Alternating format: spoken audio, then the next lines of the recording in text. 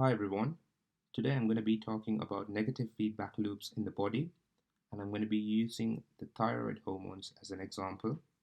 So let's start. Let's start off with the hypothalamus in the brain.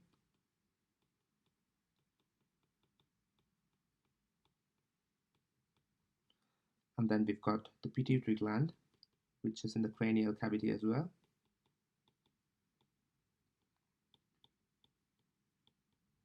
And we've got the thyroid gland, which sits close to the neck. Now what we need to do is look at what hormones are produced by each one of these. So the hypothalamus produces TRH, known as thyrotropin releasing hormone. This stimulates the pituitary gland to produce TSH, which is known as thyroxine stimulating hormone.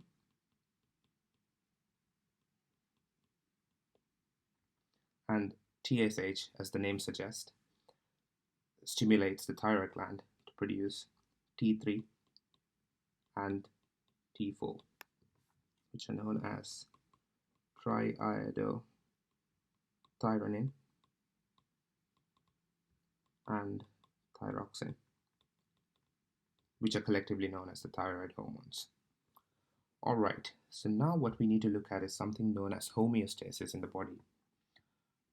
The definition of homeostasis is it is a self-regulating process by which an organism tends to maintain stability while adjusting to conditions that are best for its survival. So what it basically means is there needs to be a tight regulation of systems within the body. And when it comes to T3 and T4, or the thyroid hormones, it's the same. So obviously you don't want too much of it and you don't want too little of it, because that is not good. I'm not going to be going into details of that. I'm just going to be concentrating on how the negative feedback loops work. So for that purpose, let's assume there is a high level of T3 and T4 in the blood. So if we assume there's a high level of T3 and T4, this is going to signal the pituitary gland and the hypothalamus to produce little of it.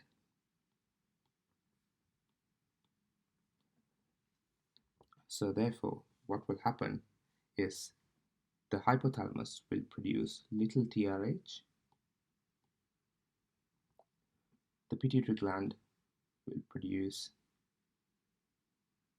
little TSH, and the thyroid gland will produce little T3 and T4, which is desirable in this case because we already have a lot and therefore we're producing little just to balance it out basically. And now on the other side, if we assume there's little amount of T3 and T4 in the blood, obviously we want the hypothalamus pituitary to work harder to produce more T3 and T4. So what happens is the hypothalamus, the pituitary gets signaled, which leads to increased production of T3, T4, TRH, This leads to increased production of TSH, and in turn you get more T3 and T4 from the thyroid gland. So basically, an easy way to remember is that if you have too much in the blood, you want to produce little, and if you have little in the blood, you want to produce more. And that way it's easy to sort of work out in your mind what would happen in the hypothalamus and what would sort of follow. So hope that makes sense. If you guys have any questions, feel free to leave it in the comment section. Thanks.